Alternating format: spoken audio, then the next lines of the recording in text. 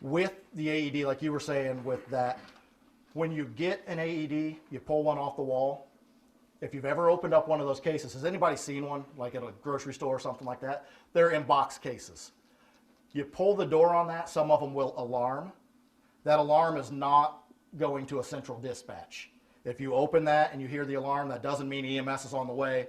It's saying, hey, don't steal my stuff. That's all that alarm is. So you open it, you hear the alarm, you still need to call 911. In that kit with the AED is going to be a little breathing barrier, so you don't have to go mouth to mouth. There's going to be a razor in there and a towel. So you can shave the chest hair of your victim if you need to. One thing you have to be aware of, again, is nipples. If you're using a single blade razor, because these aren't Gillettes, they're very scary one-bladed things, don't hack off body parts as you're shaving.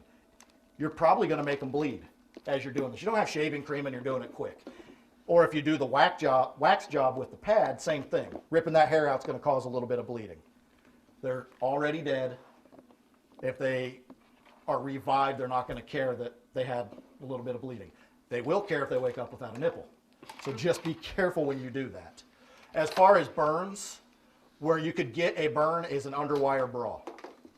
So if you see an underwire bra, you have to remove it. I, for one, don't know the difference most of the time. So remove every one of them. Just get any bra that you see off and out of the way. Because with the wires like that and the electricity coming across, you could singe underneath. That would be pretty much the only place you're really going to see burns. They used to advocate getting nipple rings off. That's almost more of a liability, and I've had a lot of students ask if they can just rip them out. Yeah, that's... So we're saying now, leave them in. Or for me, being a male, if I come up to a female, I rip her shirt off, I rip her bra off, and now I'm sitting here going like this to a nipple ring, does it look like I'm saving her to a bystander? It doesn't look good. So if you get a little bit of a burn, it's going to be a very insignificant burn, so you just leave those nipple rings alone. Other thing that I would say to you, talk to every victim you would ever encounter, whether they are perfectly alert or they're dead. I don't care if they're blue and they're not breathing. I'm removing your shirt. I'm about to compress your chest. I'm doing chest compressions. I'm taking your bra off. I'm taking your bra off so I can shock you. I'm getting ready to shock you. You don't know what they can hear. They may still be there somewhere. They may have some consciousness there. But at the same time, like I'm saying, I'm ripping off a bra, I'm removing a nipple ring, and I've got 5 or 6 people behind me that I don't know are there. If they hear me talking to this person saying, I'm doing this, I'm doing it because of this reason, now they know not to hit me over the head for assaulting this woman. They're knowing that I'm doing what I should be doing. Always talk to the victim. They may hear you. Bystanders may hear you. So get those bras off, get the chest hair off. If they've been swimming, you want to dry them. You don't want them in a pool of water. You need to get swim trunks off. Guys or girls, you want to get the bottoms off of the guys because they're going to be soaked in water. That water is going to puddle. If I'm here, they've got a swim trunk on. I got water going from their swim trunks to my knee. I've got electricity running to me. So you get their trunks off, get them as dry as you can before you shock. You ever go to a high school football game? They got all these metal bleachers. Don't shock your person on the metal bleachers.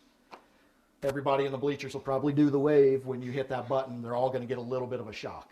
So you want to take them off the bleacher, get them onto the ground before you would go about shocking them. The other thing, or another reason that you might have a burn, is like a medicated patch. You'll see those on the chest sometimes. Nitroglycerin patches. Yeah. What about pacemakers? Pacemakers are fine as long as you don't put the pad on top of the pacemaker.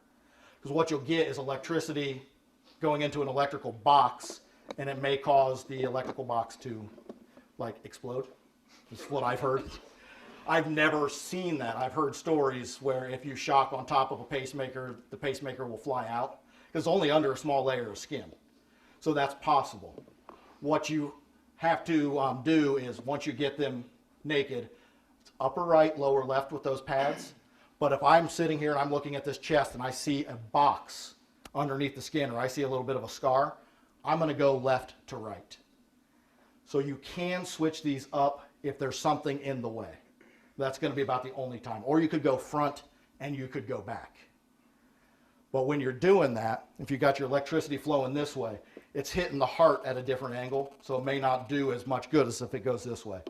But a pacemaker, or sometimes you'll see like 3 hoses coming out of the chest on the right side. You don't want to pull those out.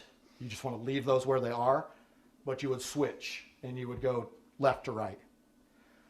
But with the nitro, there's rumors that, well, nitro isn't explosive, but there's rumors that those nitro patches might explode with the electricity going through. So you want to pull those off. Would you want to touch a medicated patch with bare hands? Probably not. No, because it's sitting directly on the skin, so that medicine's seeping through the skin. So if I touch it, if I get nitroglycerin, it lowers your blood pressure. If you don't need that, you're going to pass out. It could be a narcotic, and you could be like flying the rest of the day, but it could be something that could potentially kill you. You don't know what it is. You can't read the labels. You don't have a medical book with you. Put gloves on and get that stuff off of the chest.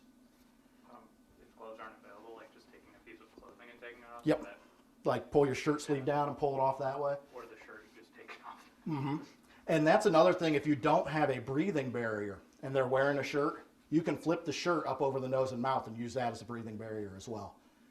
A lot of times you're not going to have the equipment that you need to do what you need to do. So you kind of have to be like MacGyver and just use what you got. And shirts would work to get that stuff off, just as long as you're not going skin to skin with it. Is blood an equal concern as water when you get ready to shock? No, blood shouldn't be an issue. I mean, it's not going to conduct electricity. I don't believe so. Okay. I'd have to look into that. I don't think it does. I don't think it'd be a lot of blood for that to happen. It's possible, but I haven't heard that before. That'd be interesting to find out, though. You'd think it would conduct electricity. Yeah, because it's a fluid and it's, a lot of blood. yeah. Well, some Blood's people are mainly injured. water, so I People can that see are that. injured have a lot of blood coming out. Yeah.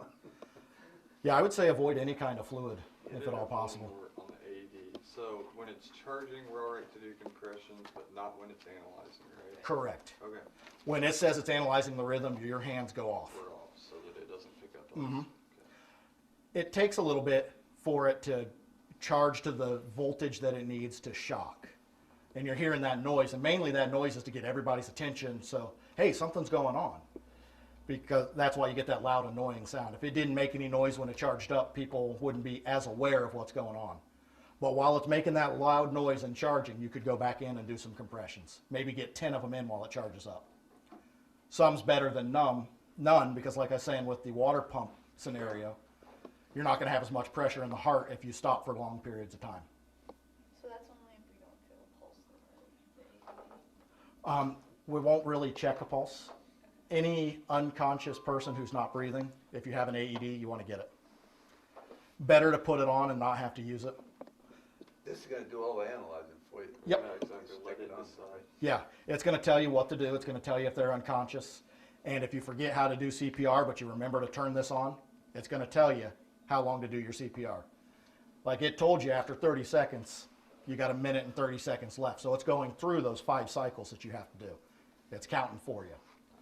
So these things are great just because they're like a little cheat sheet, along with the fact that they save lives.